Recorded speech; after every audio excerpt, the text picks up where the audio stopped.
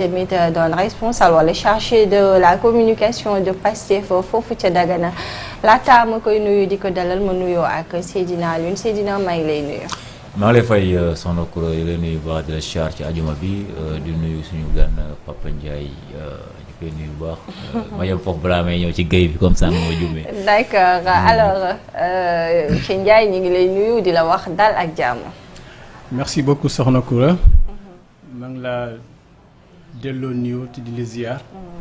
di nuyu Seydina Alioune. di nuyu seen techniciens yi ak waa kër gi. di nuyu sénégalais d'ici comme de la diaspora yi ñuy seetaan yëpp te di ñu déglu. di beral nuyoo nag comme ni ma ko baaxoo di defee waa Waalo ak waa Mokab. d'accord merci beaucoup dañ lay jaajëfal di la wax ne rek mbégte la toujours ci wuy si bi ci ay programme Presse Afrique TV HD waaye Seydina ñu fàttali ne rek Papa Ndiaye et aussi juriste ni ma leen ko waxee woon ci ndoxteelu émission bi bokk ci Mokab alors ma bàyyi la rek ngeen wëyal. d'accord juriste bi nga wax sax xam naa ci loolu la ñuy njëkk a ñëw ak moom. parce que actualité la après dinañu ñëw soog a ñëw ci yeneen yi nga xamante ni nii te ay question la yoo xamante ne ñeel na ko. politico judiciaire bi bokk na ci actualité fi nga xamante ni nii moom mooy la décision du conseil constitutionnel bi nga xamante ne nii bërki démb daanaka ñëpp gis nañ ko ci li nga xamante ni nii moom mooy loi interprétative bi nga xamante ni Amadou Ba institué na ko ci noonu nag. opposition bi d'accord ñi ci li ni mel ci la ñu def recours au niveau du conseil constitutionnel mais ba ñu statuer ñoom seen daanaka seen décision bi xaw na bëri ay coow ku nekk di xëccoo ki moo am victoire fii la conseil constitutionnel wax mais selon vous ban analyse ngay def ci li nga xam te moom mooy ci décision bi. merci Seydina pour cette vraiment question cruciale et importante. Par rapport à l'actualité, particulièrement judiciaire. La décision du Conseil constitutionnel mën nañ ko jàngatee ci fànn yu bari waaye li ñuy njëkk a wax rek par rapport à la décision donc du Conseil constitutionnel qui est salutaire mooy d'abord la Constitution du Sénégal a proclamé le respect et la consolidation de l'état de droit dans lequel état ak citoyens yi ñoo ñëpp dañuy yem ci wàllu yoon bu ko defee benn justice bu impartiale te indépendante dox seen diggante.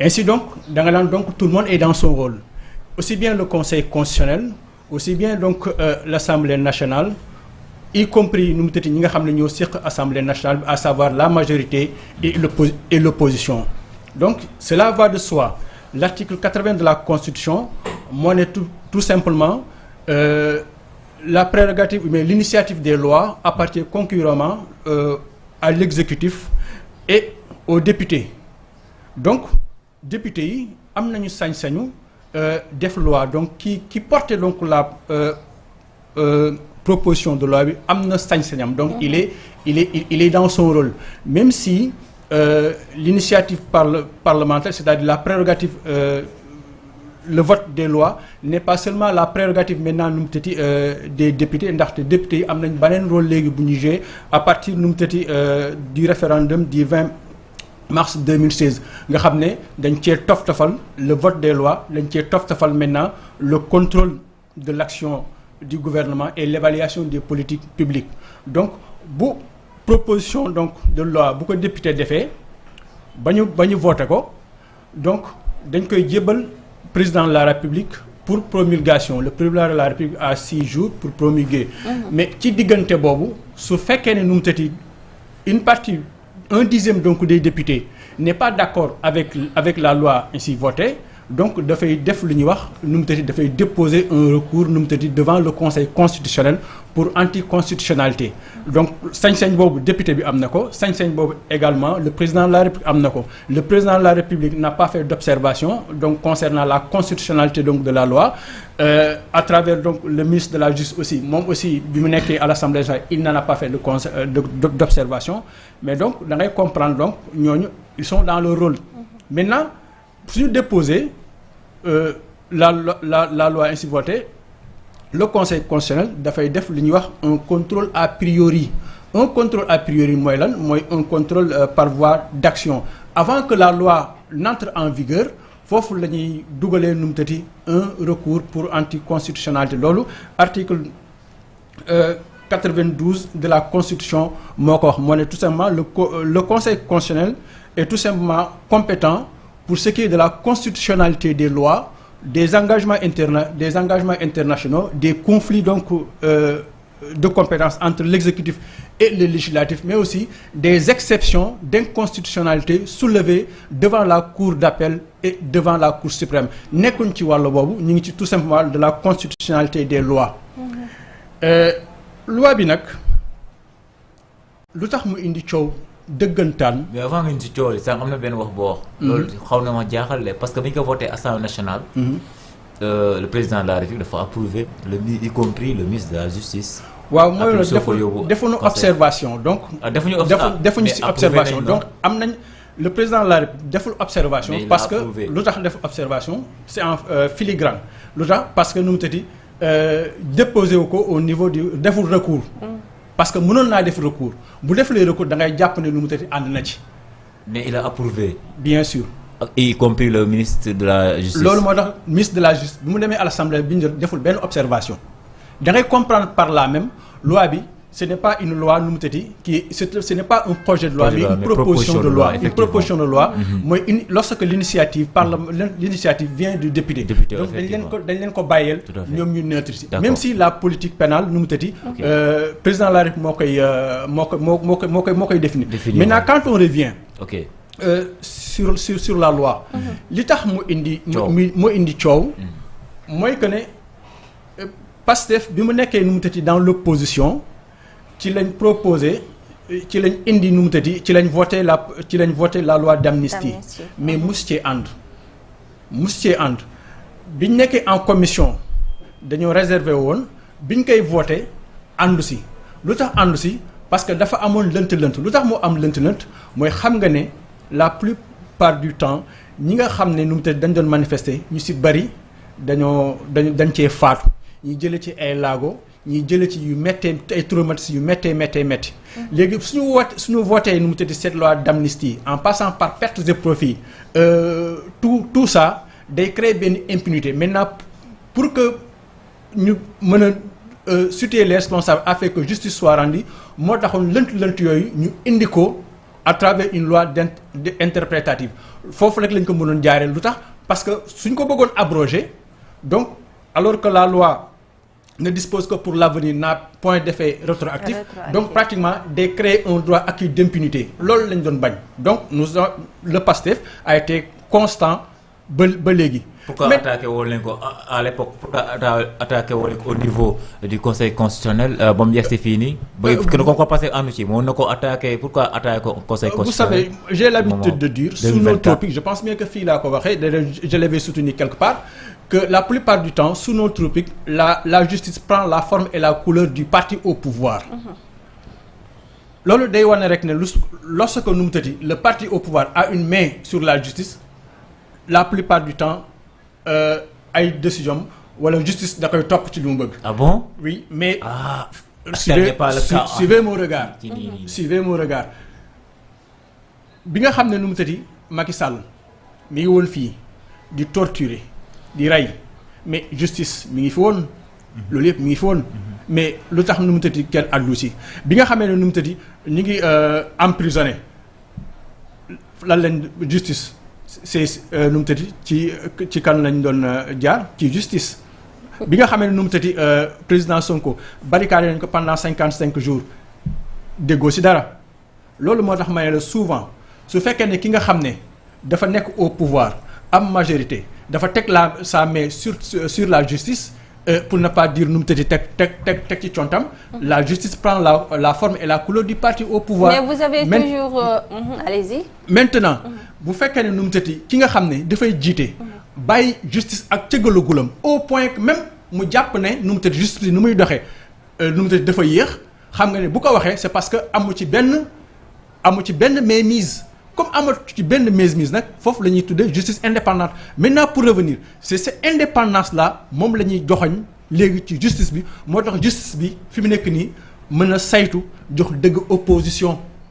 D'accord donc maintenant da ngeen jàpp que ni la justice elle est indépendante alors Amadou Ba est-ce que réellement bu xamoon ne lii moo koy xaar ci décision bi une décision boo xamante ne tukkee na ci conseil constitutionnel ngeen koy approprier wu ñeneen ñi aussi di ko approprier wu comme quoi que ku nekk naan man maa am victoire est-ce que bu xamoon ne lii moom moo leen ci fekk il allait introduire cette proposition. xam nga soxna Koura la justice elle est imprévisible. mënuñuy tëgg loi wala indi projet de loi wala proposition de loi nan après justice bi ni la ko gisee yow kay da ngay def li nga xam ne moom nga jàpp ne moom mooy sa devoir te moom la askan bi sax te dëppoo nag askan bi ba nga def ko. mais une maîtrise des textes peut-être. non maîtrise na les textes fii laa waxoon ne nu mu tëddi que ne nu mu tëddi y a une jurisprudence boo xam ne fii la ne. mooy la loi Ezzan concernant l'amnistie là en 2005 le conseil constitutionnel dafa ne woon tout simplement que l'Assemblée nationale ou bien le pouvoir tout simplement en matière d'amnistie des députés est illimité. Comme c'est illimité députés yi mën nañ cee dugal lu ne c'est dans ce cas de figure là moo tax ñu dànkaafu mais loolu bi ko conseil constitutionnel waxee en 2005. mais dafa méconnaître pratiquement un principe sacro-saint. Il n'y a pas de principe élevé au rang d'absolu en droit depuis Carbonnier. Mais quand même bu conseil constitutionnel waxee ñëpp dañuy daal di d'accord. Parce que l'article 92 dit tout simplement que les décisions du conseil constitutionnel ne sont susceptibles d'aucun recours. Elles s'imposent même au pouvoir public et aux autorités administratives et juridictionnelles. Foofu ngay comprendre ne boo xasee wax c'est fini. Mais est-ce que bu waxee bu wax dootul waxaat en 2000 nous sommes en 2025 te il y a eu revirement de la jurisprudence fi mu nekk nii dafa limiter excuse-moi dafa limiter. délimiter dafa limiter. le pouvoir. tout simplement de l'Assemblée en matière d'amnistie. Parce que en 2005 le Conseil constitutionnel s'était fondé sur l'article 67 de la Constitution uniquement en faisant une littérature très simple qui est quoi qui dit tout simplement que l'article 67 dit tout simplement que les règles concernant l'amnistie sont fixées par l'Assemblée nationale, donc par les députés. Oui. Mais boo ko defee noonu nga xoolee ko noonu rek alors députés yi daanaka dañuy am largement la latitude dugal ci la loi d'amnistie lu leen neex ba pare nu mu tëddi toogee nee donc lu leen neex yaa ngi ciy déggee tout simplement créer une sorte d'impunité. Impunité boobu la Pastef doon bañ moo tax ñu ne comme que demee ni nii alors que ba ñuy voter la loi d'amnistie vous êtes des témoins quand même de l'histoire ay journalistes ngeen on a demandé à ce que est-ce que crime de sang yi entendez par crime de sang les meurtres les assassinats les assassinats ça léegi la ko leeral mais ba mu toogee Assemblée nationale ba ñuy voter loi bi leerlu woon c'est la raison pour laquelle ñu leeral maintenant bi justice addo justice dafa addu mais addul jëmale fii wala addul jëmale fële la justice le conseil a pratiquement coupé la poire en deux quoi faisant le conseil constitutionnel contrairement à ce que prétendent certains n'a pas rejeté la loi interprétative. Le conseil constitutionnel a déclaré et je le cite textuellement a déclaré anticonstitutionnel ou bien contraire à la Constitution l'article 1er de la loi. soo jëlee communiqué bi nga xam ne Benno Bokk Yaakaar moom la def. APR moom lañ def. dañ ne bi ñuy commencé dañ ne nous nous félicitons du rejet. Le conseil constitutionnel n'a pas utilisé le mot rejet. C'est quoi la différence? Tandis que boo jëlee le communiqué bi Pastef def. Nous prenons acte de la décision du conseil constitutionnel. mais continue itamit am na ay numéros yoo xam ku ci nekk da ngaa def manipulation ñun lii nañ ñaari communiqué yëpp. Heureusement. Pastef itam c'est pour couper court à toutes ces manipulations là. Oui. Moo tax Pastef def communiqué. mais continue bi aussi mais continue ñëwul ci lépp parce que lan la Pastef. mais continue ñëwul ci lépp y compris ñi nga xam te ne moom mooy communiqué APR. da ngay comprendre l'esprit de la loi interprétative. l'esprit de la loi interprétative parce que loi dafa am lettre ak esprit. Esprit mooy lan situer les responsabilités afin que justice puisse être rendue. Maintenant soo defee loi interprétative. Le conseil constitutionnel. ne mënoon naa ñàkk parce que c'était pratiquement superfétatoire. andi un considérant 31. ne la. La loi d'amnistie contrairement en 2005. ne peut pas tout couvrir. Foofu ngay comprendre le revirement jurisprudentiel bi am entre 2005 ak 2025 parce que conseil constitutionnel précision dafa nekk de taille parce que bu ñu mësaan voter la loi d'amnistie c'est fini kenn dootu ci mën a revenir.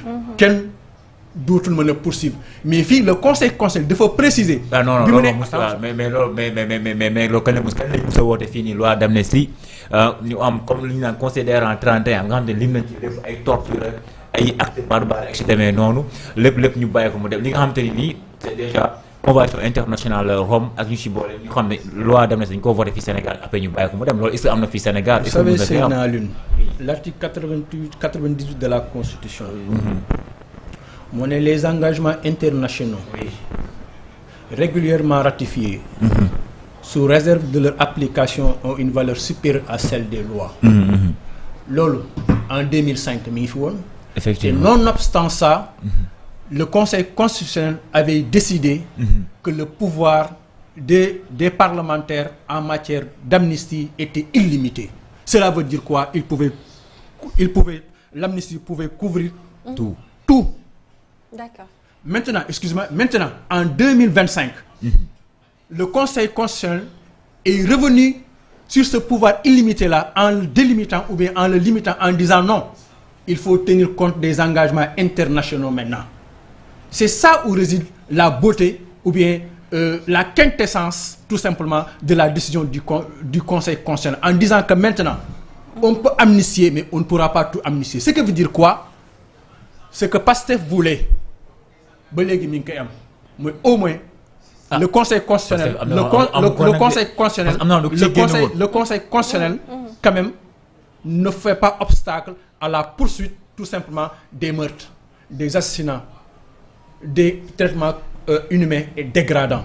loolu la Pastef bëggoon te nous sommes constants là-dessus. même bu fekkee da ngay def liberté même bu fekkee da ngay def manifestation c'est di xeex say ak say yelleef soit comme ni nga ko waxee nga nekk di def ay manifestation pour xeex sa liberté ak si demee noonu nga jaaree fa rey nit ki wala nga jaaree fa lakk kër jaamur loolu itamit dañuy ko génne woon ci li nga xam mooy loi mais conseil bi nee na li nga xam te loolu ñoom ñu leen di topp. le Pastef a été toujours constant. mais itam loolu boo ko boole woon ci nag. peu importe sax mooy indi interprétative bi wax peu importe l'auteur d'une violence. peu importe les auteurs présumés ou bien les auteurs d'actes criminels, ils seront tous poursuivis. Marsala, c'est bon. D'accord. On a été toujours constant. Parce que nous l'avons de l'homme. D'accord. Sans que y wax ci mbirum rejet ñii di apprécier nii ñeneen ñi autrement alors bu fekkoonte ne tey dans quel wala sax ci ban yan anam la waa Pastef yi waroon mën a jóg taxaw mën a contrecarrer encore les apéristes ci li nga xamante ne ni moom mooy la décision. Mais là c'est vraiment important.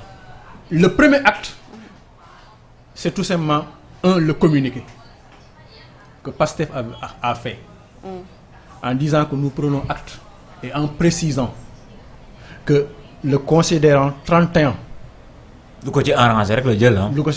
Pas du tout. Mais c'est comme APR rek mais c'est ça quoi en fait. Que signifie que signifie nous prenons acte que le Conseil constitutionnel qui est un organe suprême en la matière en matière constitutionnelle a décidé. Nous acceptons. Mais ce n'est pas parce que nous acceptons que nous devons laisser les autres quand même faire de la manipulation. La manipulation, c'est quoi? C'est dire que le Conseil constitutionnel a rejeté, le Conseil n'a pas rejeté. Les mots ici ont leur sens. En droit aussi, les mots ont leur sens. Quand le Conseil constitutionnel dit comme décision, que l'article 1er de la loi interprète est contraire à la Constitution, mais nous dit que les autres ne sont pas contraires à la Constitution, et là c'est le considérant 32 D'accord. Pour dire tout simplement que la loi n'a pas été rejetée dans sa totalité. Ce que veulent nous faire croire certains. Alors, c'est la raison pour laquelle ce communiqué est sorti. C'est la raison pour laquelle un autre communiqué a été sorti par le président du parti, à savoir Ousmane Sonko. léegi bi ngeen xamee ne tey décision bi nga xam ne moom lañ joxe c'est vraiment égal ak li nga xamante ne nii moom ngeen bëggoon. Est-ce que ça valait vraiment la peine cette procédure? Mais ça valait le coup. Pourquoi ça valait le coup? Au moins, on a provoqué un revirement jurisprudentiel. Dans le sens où... Et dans le but? Dans le sens où... Le pouvoir des députés en matière d'amnistie était illimité. Ça pouvait tout couvrir.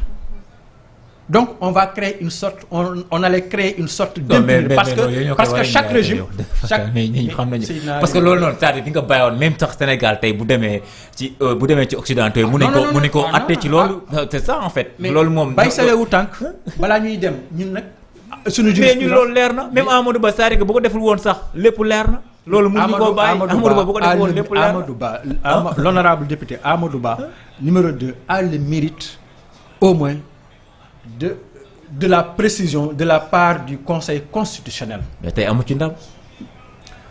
amu ci ndam ça signifie quoi? amu ci ndam ça signifie quoi? mais yow liir nga li nga xam te ni moom mooy. décision Conseil constitutionnel su fekkoon ne le Conseil constitutionnel a totalement rejeté mais le Conseil n'a pas totalement rejeté. Tu peux revoir. Le Conseil n'a pas totalement rejeté. Le Conseil constitutionnel n'a rejeté que l'article 1er. L'article 1er, beaucoup voilà. Rejeté. Mais en laissant subsister les autres. Mais maintenant, là où tout le monde devra se focaliser, c'est tout simplement le considérant 32 et le considérant 31 qui disent que maintenant, ce que nous voulons, nous l'avons obtenu. C'est la poursuite. Okay. Vraiment des criminels. Ouais, mais ça, maintenant, je pense bien que non, ce n'est pas ce qui nous arrange. Parce que nous, ce qui nous arrange, c'est ce qui vous arrange, c'est que justice soit faite, c'est tout. Maintenant, il ne faudrait, c'est ça, je pointe du doigt notre architecture, tout simplement législative en la matière. Avant d'amnistier, je pense bien, avant d'amnistier, il fallait juger d'abord. Bien sûr. Mais cela n'existe pas dans notre architecture. Mais vous aussi, avant d'indemniser, soit avant de faire assistance sociale, comme on est côté si vous voulez. Vous avez utilisé deux termes qui n'ont pas la signification. Il faut aussi faire la justice. Parce que il y a 5 milliards. Vous avez utilisé assistance, indemnisation. Oui, mais ça dépend parce que l'erreur assistance, c'est social. Parce que je pense bien que l'État peut faire du social. Mais l'erreur, mais 5 milliards ngeen génné te jaarul ci justice amul ci benn voie légale boo xam te ne jaar na la voie légale c'est la voie sociale du ministre du ministère du mais la justice d'abord. Non. En attendant la justice, on peut faire du social. Monsieur Ndiaye, l'un n'empêche pas l'autre. D'accord. Dès lors que le Conseil constitutionnel a donné sa décision, alors quand est-ce que cela aussi pourrait rentrer en vigueur? Madame Taï, ñi nga xamantene ni dañu japp né c'était des actes de torture de barbares. Kañ la ñuy wara mëna réactiver waat seeni ay plainte ndax c'est faisable?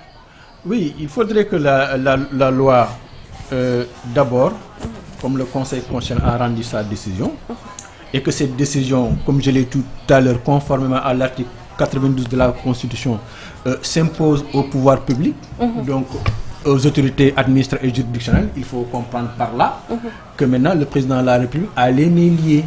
Donc il lui faut promulguer donc la loi. Après maintenant la promulgation de la loi sera à travers le journal officiel du Sénégal. Après cela, nous aurons la loi sera entrée en vigueur. Et ainsi, les poursuites pourront démarrer. Le procureur pourra faire une autosaisie ou bien les concernés pourront tout simplement faire des plaintes. Ça a un délai ou alors amul app? Concernant la saisie, non. Ça c'est une initiative qui dépend tout simplement des ayants droit ou bien du procureur qui peut tout simplement s'autosaisir. D'accord. D'accord loolu bu weesoo tey bu fekkee ni jur nañ ci liggéey ba pare nga xamante ni déjà ñu ngi commencé def ay dem ñi les victimes la dem di porter plainte ak su demee noonu enquête yi naka lay demee par rapport ak ki nga xamante ni parce que mën nañoo wax ni am na ñuy wax sax naan président Macky Sall am na ñu koy viser ci demee noonu. te yooyu noonu enquête moom moo ko war a mun a définir tey ñi nga xamante ni jàpp nañu ni ñoom dañ leen torturer naka la ñuy war ko mun a xamee soit ñu rey bal kii ban ballu kan la kan moo ko dóoru fetal ak ci demee noonu procédure yooyu naka lay demee. L'enquête. D'abord, de deux choses l'une. Oui. Soit le procureur s'autosaisit, soit on dépose, les ayants droit déposent des plaintes. Les deux se recoupent. Pourquoi? Parce que ce sont les enquêtes qui vont déterminer. Bien sûr, oui. Qui vont déterminer, mais qui seront déterminantes pour voir quelles sont les circonstances de la mort. Et ce sont la procédure pénale et le droit pénal qui va s'appliquer en la matière. ñu bëri jàpp nañu dañu viser ay autorités yi fi nekkoon actuellement nii. mais bon, je ne dis pas ils sont visés, mais quand même. Il nous faut quand même situer des responsabilités. mais bu ñu situer des responsables est-ce que duñ dem ba ci kaw a kaw ci autorités yi ñu fi nekk nii. ak ñu fi nekkoon ça c'est l'enquête qui va le déterminer. Mais quand même, il faut quand même se dire que nous sommes dans un état de droit. Et dans un état de droit, nul ne peut échapper tout simplement à la soumission de la loi. Je vous ai dit dès le départ que le Sénégal, dès le préambule de sa constitution, a proclamé le respect et la consolidation de l'état de droit dans lequel, y compris l'État et les citoyens, sont soumis aux mêmes instruments juridiques sous le contrôle, tout simplement, d'une justice indépendante et impartiale. D'accord. Sinon décision bi conseil constitutionnel ñu si bëri jàpp nañu ni dañ ko war a kiiwaat xoolaat ak ci demee noonu est-ce que jàpp nga ni par rapport ak bu ñu appuyé ci décision bi wala décision yi mos a jël yëpp depuis bu mu fi nekkee conseil constitutionnel est-ce que jàpp nga war nañoo renforcer son contrôle de conventionnalité ak ci demee noonu est-ce que jàpp nga ni soit ñu élargir li nga xam ne mooy conseil constitutionnel gën ko yokk doole ak ci demee noonu. Oui, tu as parfaitement raison parce que excusez-moi, une œuvre humaine n'est jamais parfaite. Et le conseil constitutionnel aussi, c'est l'œuvre des hommes. Et une loi n'est pas faite ad vitam aeternam. Il faut des évolutions. Le droit évolue, la société évolue et le droit suit cette évolution. Maintenant, si nous avons un organe qui date pratiquement depuis l'indépendance et qui a, parce que nous n'avons pas toujours eu un conseil constitutionnel. Il y avait le rôle du conseil constitutionnel a été joué par la Cour suprême depuis 1960 jusqu'à 1992. Donc de 1980 jusqu'à présent, c'est le même conseil constitutionnel avec les mêmes compétences, tout simplement. Mais il nous faut évoluer. Maintenant, évoluer signifie quoi? Soit on tend tout simplement vers un élargissement des compétences, on ouvre le conseil constitutionnel et on ouvre également les possibilités de saisine. Parce que le conseil constitutionnel ne peut être saisi que par le président de la République et par les députés. D'accord. L'œuvre humaine n'est jamais parfaite, loolu nga doon wax sànq, mais juste que ndax le président waroon na mën a nommer un membre, d'autant que conseil constitutionnel amagul un président. Oui. On n'était pas dans l'urgence. Non. Il faut comprendre une chose, que le Conseil constitutionnel aussi est une institution. Et les hommes passent, les institutions demeurent. Ce n'est pas parce que le président du Conseil constitutionnel, Badio Camara, ñu ngi koy ñaanal yàlla na ko yàlla xaaree àjjana firdawsi, dafa génn àdduna que tout va s'arrêter. Si un président de la République, sous nos constitutions-là, décède ou bien est dans l'incapacité, mais la République ne va pas s'arrêter. Il y aura une continuité. Donc le président de l'Assemblée nationale va venir. Ici aussi c'est la même chose. L'État va continuer. L'institution du Conseil constitutionnel parce que le Conseil constitutionnel est une institution. Parce que il est inscrit dans l'article 6 de la Constitution qui énumère les institutions de la République. Donc c'est une institution de la République. Mais si le président du Conseil constitutionnel n'est plus, le vice-président doit remplacer. Certes, on a vu que commencé woon na sax di wéyal liggéey bi ndax seen décision bi ñu jël keroog fa lañ ko jëlee en l'absence du président, mais je pense bien aussi que bu fekkente ne nit ki dafa génn àdduna ba tey am na une semaine ñi ngi dugg ay deuxième semaine affaire yooyu waroon nañ ko mën a tabb au moins. On n'était pas dans l'urgence peut-être de remplacer quelqu'un boo xamante ne dafa war a dem retraite alors que poste présidence bi c'est toujours vacant. Oui, soxna Kourel sa xalaat nga wax foofu. sama xalaat. C'est une préoccupation des Sénégalais. C'est sama xalaat nga wax fii les choses sont orthonormées comme du papier à musique. L'institution est composée de 7 membres. Il y a un président de la République, il y a le président qui est nommé par le président de la République. Vous savez. Mais ici, ce qui est important, c'est le quorum pour continuer le travail. Le quorum, c'est 4. Dès l'instant qu'on a 4 juges constitutionnels, le travail continue. Maintenant, peu importe le président a nommé, n'a pas encore nommé, mais le travail continue. Fait tout simplement qu'il soit 4, qu'il soit 5, qu'il soit 6, n'entraîne en rien, ne vicie. C'est-à-dire, ne crée pas de désordre au niveau donc du travail. On peut toujours dire que Michoud le président de la République. Hein? Ouais, ça c'est toi qui dis. C'est le quorum inférieur à 4 membres. Non, quand tu dis quorum, si tu n'as pas le quorum, tu ne vas pas statuer valable. Oui, oui. Parce que c'est une jurisprudence. Ok. D'accord. Man sama benn préoccupation mooy que tey bu ñu duggee ci actualité politique on a vu le président hier il a présidé li mu doon def ca Diamniadio. Alors jamono yooyu ñu ngi gis des licenciements de gauche à droite est-ce que vraiment ñaar yooyu méngoo na avant ñuy ñëw ci dialogue politique bi. Xam nga la plupart du temps on parle de licenciement mais est-ce que réellement ce sont des licenciements? Des contrats à terme. Ce sont la plupart du temps des contrats à terme. Mais quelqu'un qui a un CDI, on ne peut pas du jour au lendemain, mais nous sommes dans un état de droit. On ne peut pas du jour au lendemain vraiment dire quelqu'un qui a un CDI, reste chez toi. Ce n'est pas possible comme ça. Mais le contrat à terme, mais si tout ne peut pas être un contrat à terme, il y a des départs négociés. Ça existe, non? Alors, on fait des départs négociés comme on l'a fait au niveau du de la CDC. Avec Fadilou Keïta. Fadilou Keïta. Donc, vous voyez. Mais tel n'est pas le cas ci yeneen société ci yeneen entreprise. Dans quelle société? Tey va may grand théâtre. Am na ci ñoo xamante ni nii déjà ñoom grand théâtre rek laa la wax. Oui, vous êtes journaliste, vous pouvez vous autoriser. Mais moi, je ne me fie pas au quand dira-t-on. Mais réellement, pour la faisabilité, est-ce que loolu aussi xel mënees na ko dégg yow yaa ngi dàq ay nit or que l'avenir des jeunes à l'avenir de tes jeunes yow yaa ko yor say loxo jamono jile en quelque sorte. Employabilité. L'avenir des jeunes, ce n'est pas l'administration publique. L'avenir des jeunes, ce n'est pas de les recruter tous dans l'administration publique, ce n'est pas possible. Sinon, qu'est-ce que nous aurons? Une hypertrophie de l'administration en termes de ressources humaines. Il peut pas recruter tout le monde. Regarde ce qu'on a au port. Regarde ce qu'on a à la poste. Regarde ce qu'on a dans les autres administrations. Et après? Mais c'est plein à craquer. Ça, c'est pas tenable du tout. Sinon, c'est l'État qui va aller en faillite. De deux mots, il faut choisir le moindre. Maintenant. Oui, je vous en Certes, il ne peut pas recruter tout le monde, mais il peut insérer ces jeunes-là. Oui, c'est ce qu'on est en train de voir avec l'employabilité des jeunes et le dialogue social. Mais le contexte, oui, en fait. C'est contradictoire, moi que ni, mon talk, wax ay employabilité.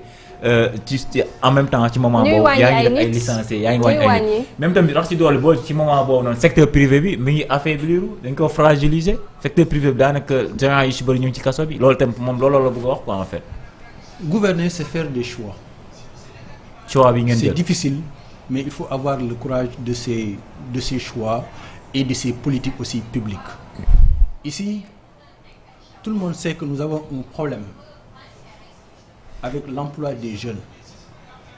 Mais cela ne signifie pas pour autant qu'on ne va pas rompre avec ce que nous avons trouvé.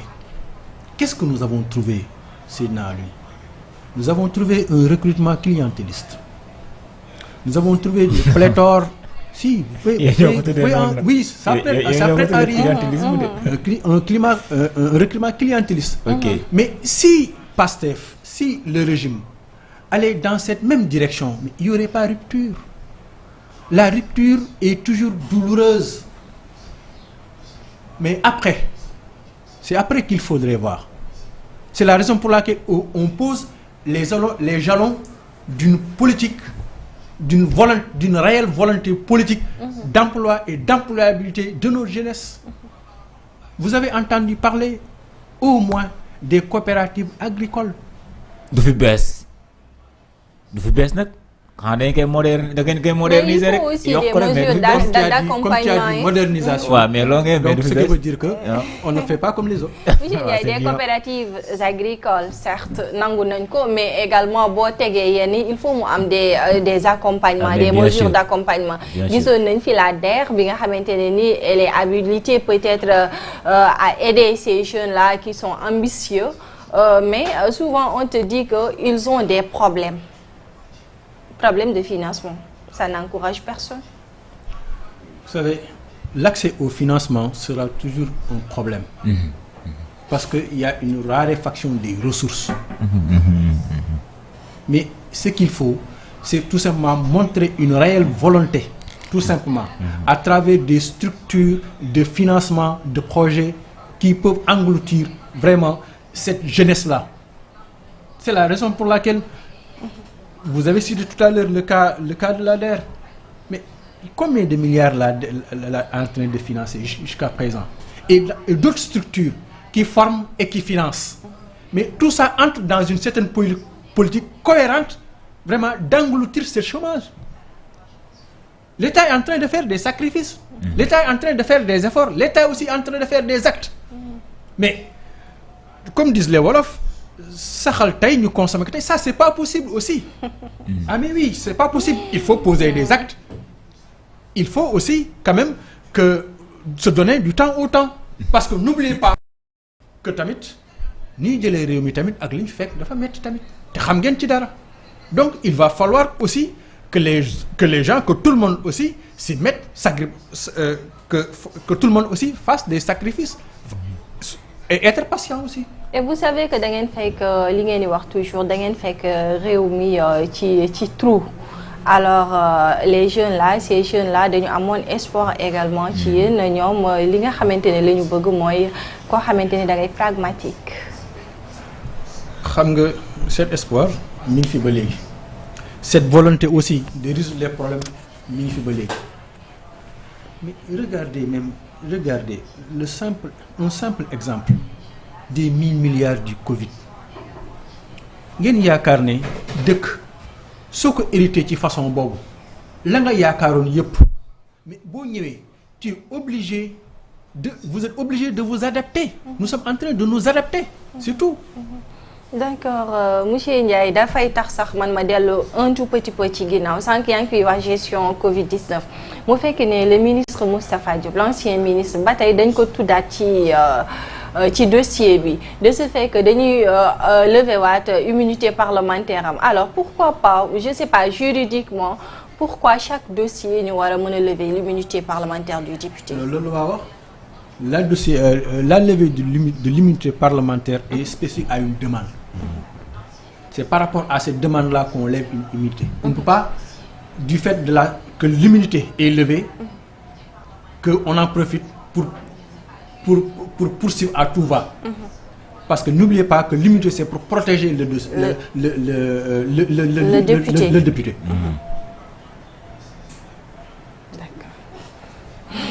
ñu gis keroog kii di Jean-Michel ak Ngagne Demba Touré ils se sont constitués en bouclier pour vraiment faire face à Thierno Alassane Sall surtout affaire de pétrole et gaz. Est-ce que vraiment les propos qu'ils ont tenus peut dissuader Thierno Alassane ci li nga xamante ne ni moom mooy voie bi bu nekk. Bon, je ne sais pas de quel propos dont il fait allusion ou bien dont il politique. Mais nous sommes dans le champ politique aussi. Voilà. Nous sommes dans le champ politique. Voilà. Thierno Alassane Sall, il est dans son rôle, c'est un opposant. Il est dans son rôle. Ne l'oublions pas, l'article 4 de la Constitution, comme l'article 58, donne quand même vraiment l'opposition, le pouvoir de s'opposer. Mais dès le moment où vous avez le droit de vous opposer, vous avez le droit de faire de la politique comme vous l'entendez, mais reconnaissez ce droit aussi aux autres. C'est uniquement dans ce cadre-là. Et ça, c'est la beauté de la démocratie sénégalaise. Ñu wax jox leen ñu wax delloo ko. mais moom avant loolu sax nee na yéen wax ju bëri rek ngeen fi nekkee da ngeen tële wax rek ngeen di def.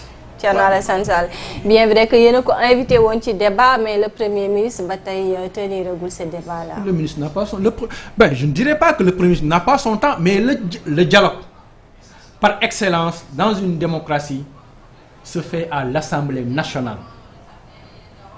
Ce n'est pas pour rien que dans la Constitution, je vous l'ai dit tout à l'heure, le référendum du 20 mars 2016 a dit aux députés, vous pouvez maintenant contrôler l'Assemblée nationale. Vous pouvez maintenant les faire venir à l'Assemblée nationale pour les poser des questions, évaluer les politiques publiques. Donc on comprend par là que l'Assemblée nationale, c'est le lieu privilégié du dialogue politique. Maintenant, si une certaine opposition boude et convoque un dialogue politique dans les plateaux, mais le Premier ministre n'a pas ce temps, comme vous venez de le dire. Lui, son temps, il le consacre aux populations et aux sources de population à la réalisation de ses objectifs. Et non à ses mais dafa fekk ne aussi l'affaire du pétrole et du gaz dafa fekk ne tamit dafa bokk ci les leviers tey du développement de ce pays. Oui, mais heureusement qu'ils l'ont répondu et bien répondu. Kese. mais ci moment boobu noonu ngay wax sax sànq tudd nga ko ci laa bëggoon a ñëw ni dialogue le 28 mai prochain bii nii ñuy jëlu le président de la République bëgg na ci dialogue inclusif et sincère bon dialogue boobu nag daanaka lu ko tax a jóg moom mooy système waxtaane système politique bu Sénégal dina daanaka dina concerner 3 axes lu toll ci la démocratie et les droits humains, le processus électoral, les réformes institutionnelles.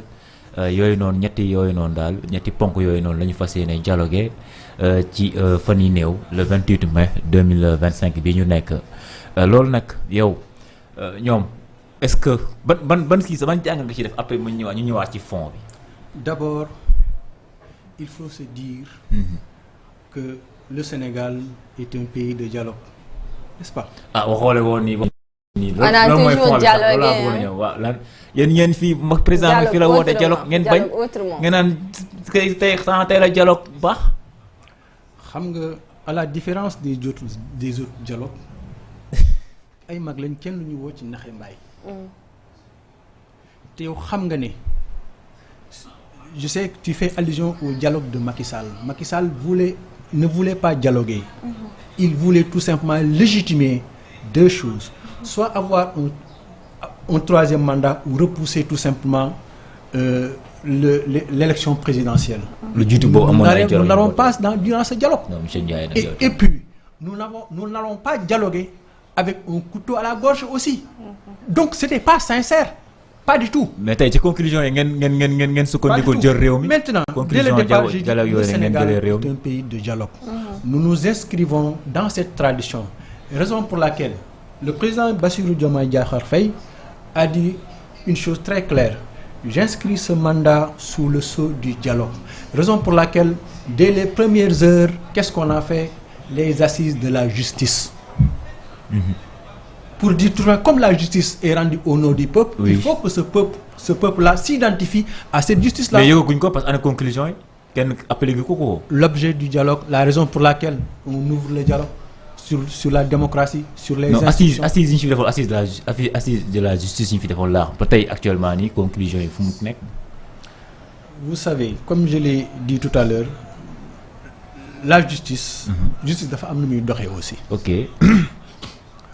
boo jëlee par exemple un juge des libertés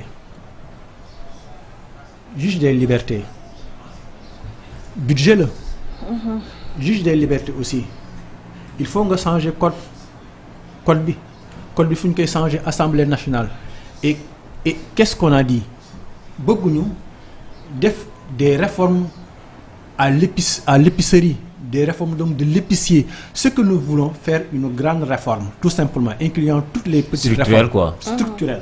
D'accord. Réformes, nous réformer.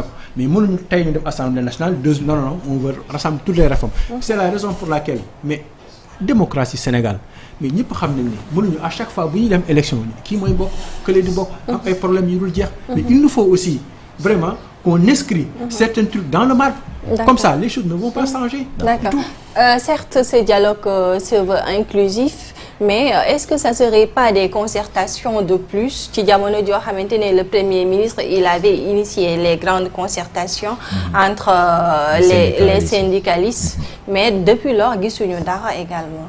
Non c'est xam nga parallèlement à ça xam nga il y a le Premier ministre qui veut dire avec des secteurs de la vie socio-professionnelle.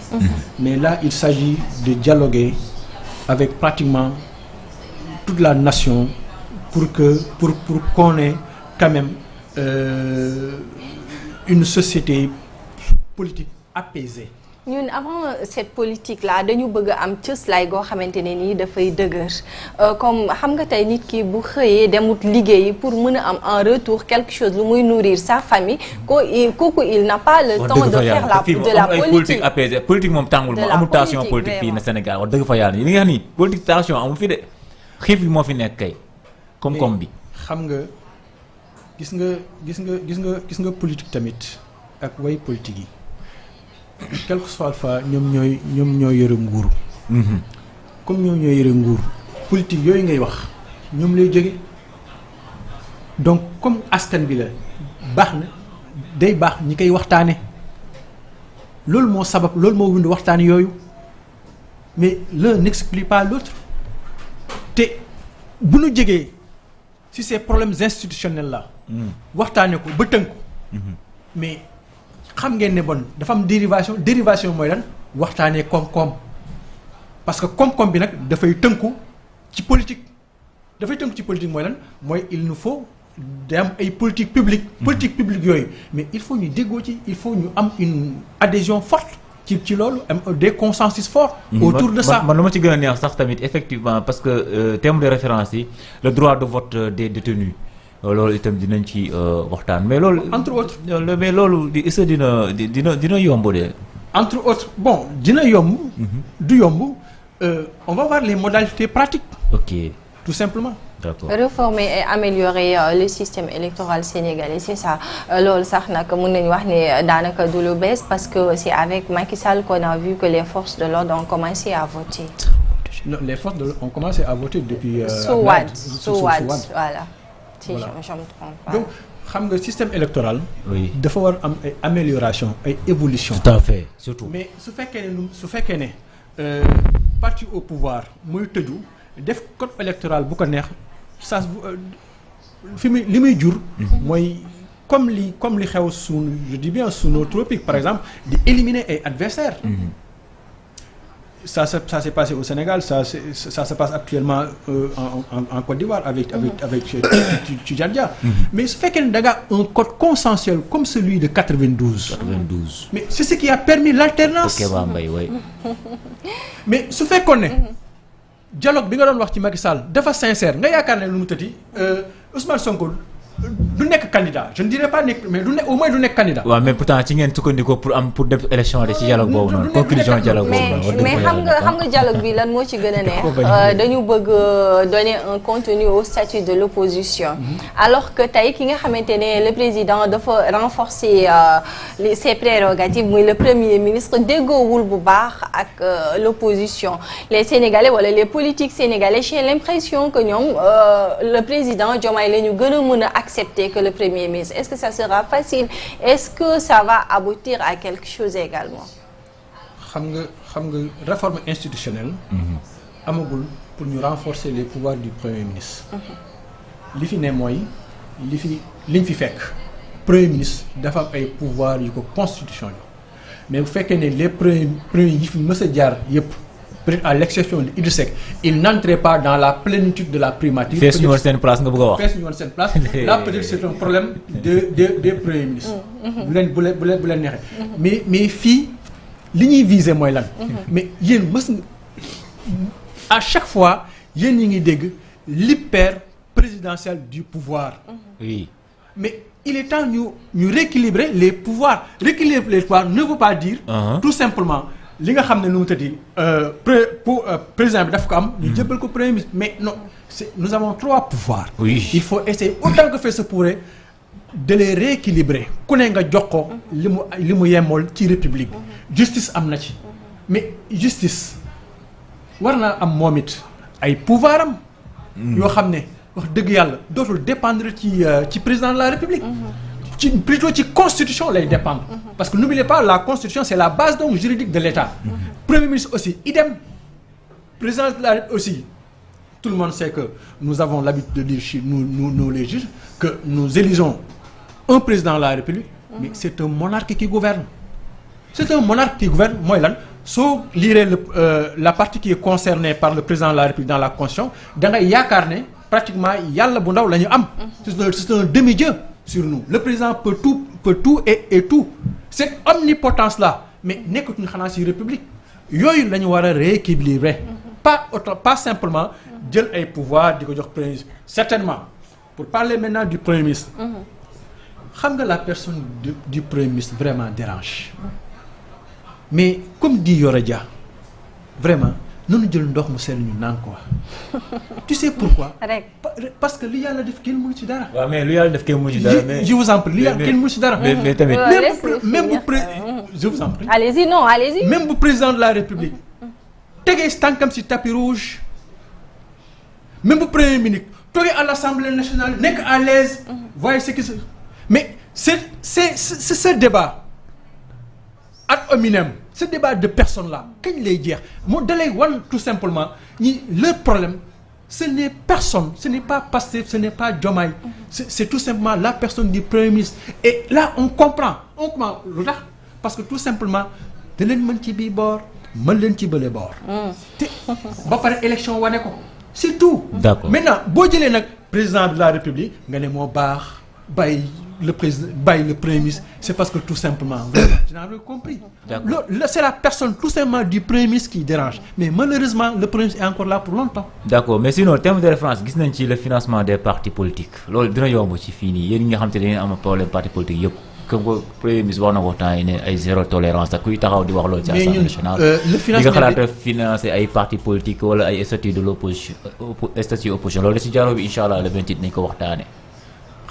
Je vous ai dit tout à l'heure que l'article 4 de la Constitution, ce que combiné avec l'article 58 de la Constitution, day jox à l'opposition la plénitude des pouvoirs de s'opposer. Parce que dans une démocratie, la démocratie respire à travers un parti au pouvoir qui gouverne et une opposition. Ce sont donc les deux poumons de la démocratie.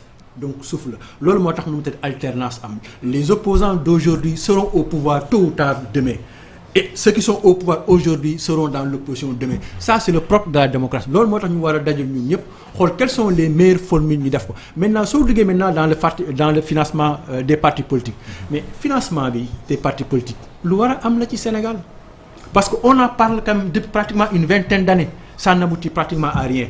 Nous au PASTEF, tu sais pertinemment qu'on n'a pas ce genre de problème parce que nous nous autofinançons. Nous n'avons pas attendu d'être au pouvoir pour nous financer. Lan nga fi doon gis parti au pouvoir depuis 1960 ba l'arrivée au pouvoir de PASTEF parti tout simplement kenn nit mooy financer kooku bu ñëwee au pouvoir pratiquement di financer le parti. Nous pratiquement c'est le sens inverse. Et vous êtes des témoins. Maintenant ça sera l'occasion de fixer vraiment des règles de financement donc des partis politiques yi dañ leen war a aider aussi c'est tout à fait normal parce que nag ñoom après tout comme ñoom dañoo war a ñëw au pouvoir dañ leen war a aider dañoo war a duma dañ leen war a aider sax dañoo war a am benn financement boo xam ne financement public la parce que nag ñoom it dañuy participer quand même vraiment à l'animation de la vie publique à l'éducation parce que c'est inscrit dans la Constitution.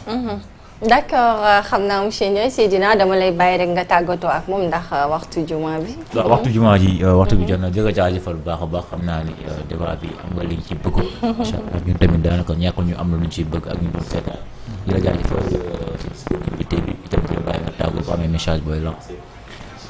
Je vous en prie xanaa kay di wax nag ne dialogue bi ñuy voter c'est vraiment sincère.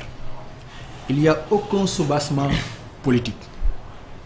Le PASTEF a mis ce mandat sous le sceau du dialogue et de la justice. Donc il n'y a aucune raison pour ñu bañ a dem wuy ji. nit dem wuy ji ku ne la nga bëgg a wax nga wax ko fa.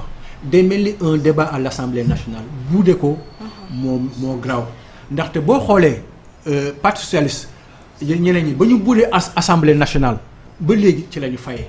donc suñuy voté dialogue ku ne xam na li animé Diomaye li animé Sonko li animé Pastef ce n'est pas aujourd'hui la ñuy bâillonner l'opposition nous ne bâillonnerons jamais l'opposition. Pourquoi? Parce que nous en avons été victimes.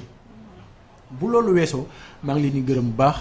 di leen sant ci confiance bi ak ci dellusiwaat bi. di waxtaan ak yéen ci réew mi. di gërëm soxna Koura bu baax. di gërëm Malay. di la gërëm di la sant yow Seydina Alioune di gërëm aussi waa kër gi yëpp. ak ñi doon seetaan yëpp. merci. merci beaucoup yow itamit dañ lay jaajëfal bu baax rien que pour la disponibilité. alors di ko wax ne rek ce fut toujours un plaisir de vous recevoir sur ce plateau Seydina Alioune yow itamit dama lay jaajëfal.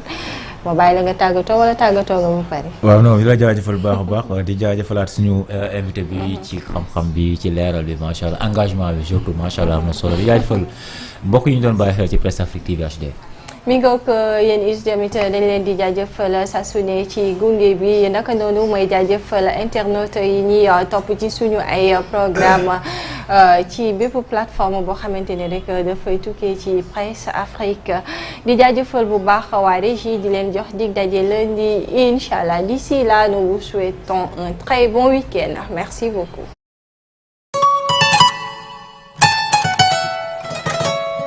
jëriñ bi saytu wér-gi-yaram ci bànqaas bi ñu dénk aar ak feggu moo leen jagleel numéro bi di 19 19 ngir saa yoo leen seetloo wala ngeen nemmeeku ci biir askan bi wala ci seeni gox ay xew-xew yu aaju ci wér-gi-yaram lu mel ni feebar bu kenn xamul lu ko waral te dal benn nit wala feebar bu dal ay nit yu bari yu faatoondoo ay mala yu dee explosion wala accident ñu ngi leen di digal askan bi ci ñu woote ci numéro cellule d'alerte bi di 19 19 wala ci 800 00 50 50 ngir yeggee xibaar bi waa kër docteur woote bi nag doo fay dara war na ci ku nekk mu taxaw ci yeggee bépp xew-xew bu aajoo ci wér-gi-yaram mu nemmeeku ko wala mu gis ko ci biir goxam.